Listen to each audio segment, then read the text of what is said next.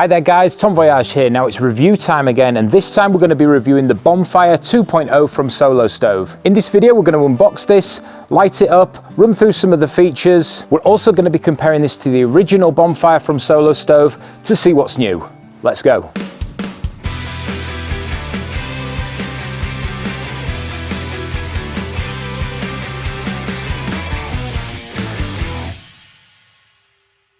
So if you're a regular to this channel, you may have seen that I've got the original Bonfire Solo Stove, which I did a review of a few months ago. If you'd like to check that video out, I'll link it up here. So this is the brand new version. This is the Bonfire 2.0, and they've made some changes. So full disclosure here, Solo Stove did send me this fire pit for free. However, they've not paid me to do this review. They've not asked me to say anything. They've got no creative influence over what I'm going to do here. They've purely sent me this fire pit to review and let you know my thoughts. So let's get this thing unboxed and see how it looks.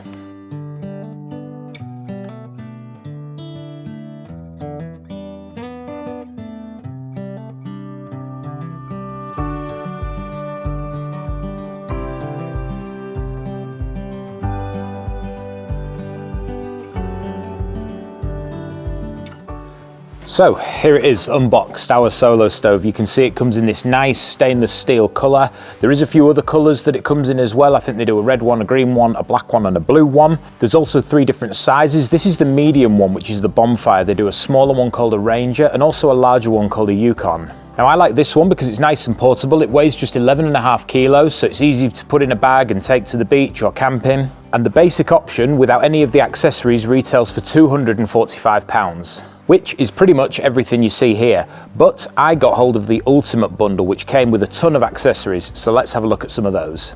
So first thing is this shield, comes in 2 parts with the lid. Now the shield sits on top of your stove, just like this, and opens up and allows you to add any wood, but stops any pops or crackles of the wood and things flying out the side. So the lid just sits on top like that, and then they give you these 2 tools to hook under there when it's hot, obviously, and be able to lift that off or maneuver it around as and when you need to. So next up we have this. It's a stainless steel lid.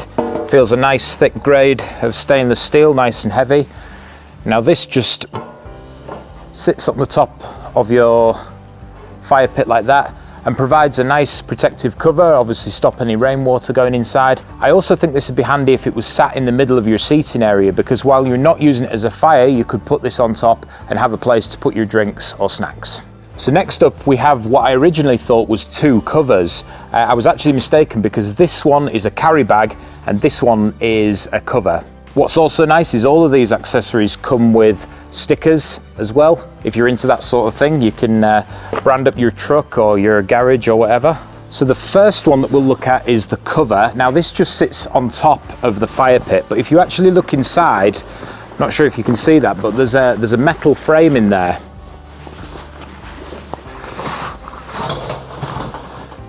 Now what that metal frame does is it keeps the dome shape on top if you are planning on leaving this outside. That means any rainwater or snow or whatever will run off this, and it's not going to dip down in the middle and cause a pool of water in the middle.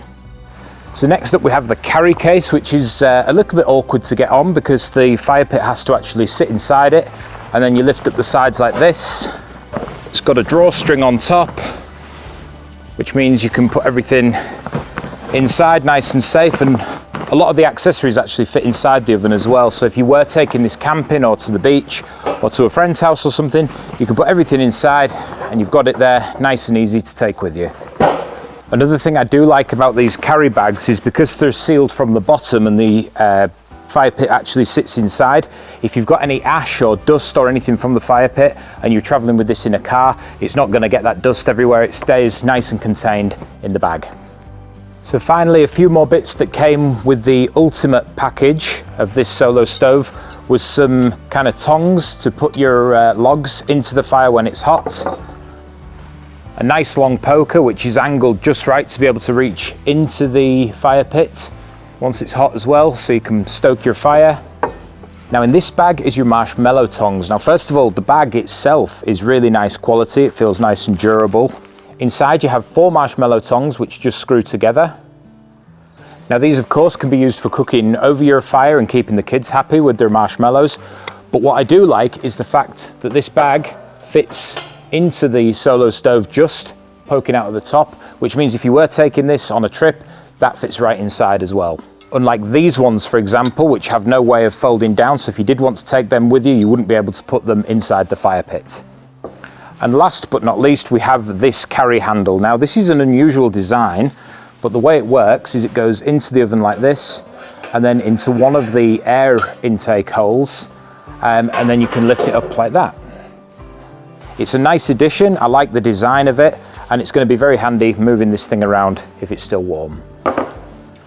So here we have the difference between the Solo Stove Bonfire version 1 and the upgraded version 2. Now to look at them, apart from the colour difference of course, you might think there's not that much in it. Because it's been well used, this one has a bit of a patina colour, but similar size, similar weight. However, the biggest difference is inside the fire pit. The original Bonfire has this ash grate in the bottom to allow airflow. Now this is actually fixed into the oven, so that means when this has been used and this is full of ash and all the bits and pieces left over from a fire, it can be quite tricky to clean. I ended up having to lift this up over the bin and dust it out, and I still didn't get all the little bits of ash that had accumulated in the bottom. You probably need something like an industrial vacuum cleaner to be able to do that properly. Now moving over to the Bonfire 2, you can see that this bit now is removable, and underneath we have a removable ash pan as well. This is the biggest and main difference between the two fire pits, and it's a really welcome change that's going to make it much easier to empty your ash out of your fire pit. So for that reason alone, my choice would always be the Bonfire 2. It's just so much easier to use. Other than that, similar size and weight, they're both portable fire pits. And of course, don't forget you get a lifetime warranty on these as well. So any issues with it, you can contact the company and they'll sort it out.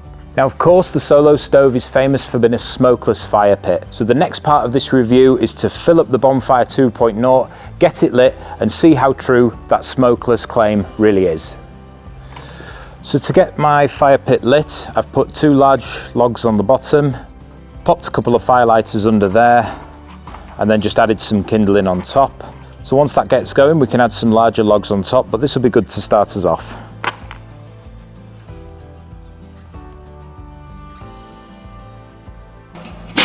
I've just noticed I need to turn this round to get the proper airflow, so remember to do that. Then I'm going to pop my shield on the top and we'll let things start up.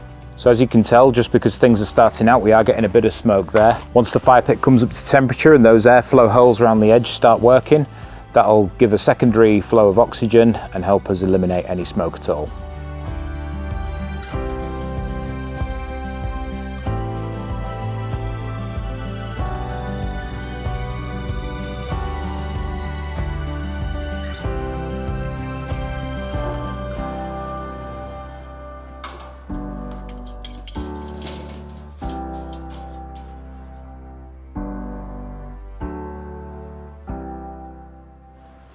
So we've been going now for about 15-20 minutes, and as you can see, the fire is burning nicely.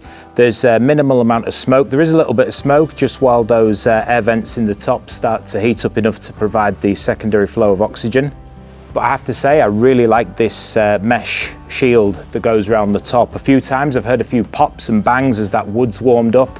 This is going to be a really handy addition if you're using this with children or if you've got pets nearby, just to make sure everybody's safe. So we've been going about 25-30 minutes now, and you can see we're getting that secondary burn in the holes around the top edge there. What I might do is just remove the shield so you can see it better. Yeah, so you can see those air holes around the top giving that secondary burn, which is what's helping us have a smokeless fire.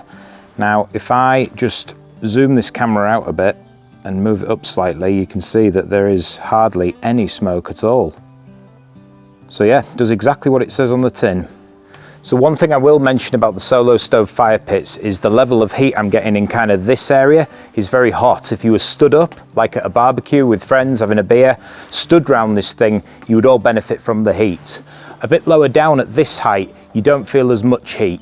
Now luckily Solo Stove have thought of this, and there is an additional accessory called a heat deflector, which is kind of a cap that sits over the top of the fire and helps deflect heat outwards.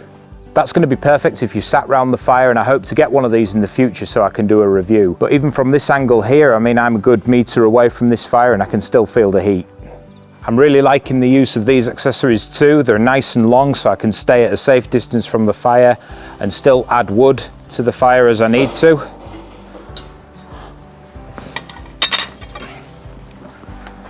This stick as well is nice and handy. You can stand at a safe distance and stoke the fire, moving any bits of wood around to increase that airflow. Now the other thing that's really impressed me with this fire pit is this stand at the bottom. Now Solo Stove famously say that you can put this on grass or you can put it on decking and it'll be absolutely fine. Now this fire pit is red hot, but if I touch that bottom bit, it's completely cool. It's quite impressive really how something can be so hot up here, but completely cool down there. So it's fine to use on your decking, on your grass, wherever you want to.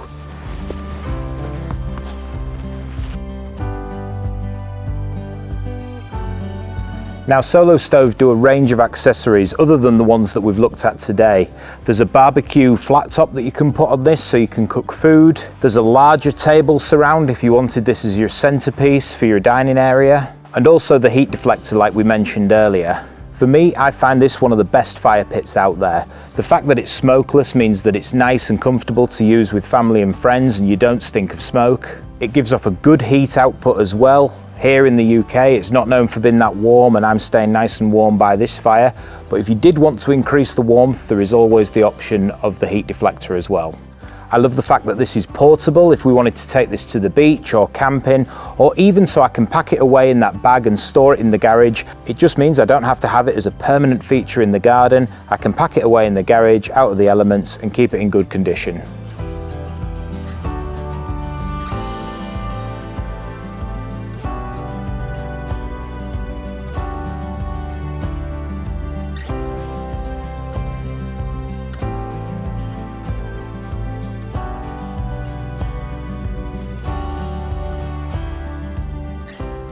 So I hope you enjoyed this review of the Solo Stove Bonfire 2.0. If you did enjoy it, please remember to like and subscribe.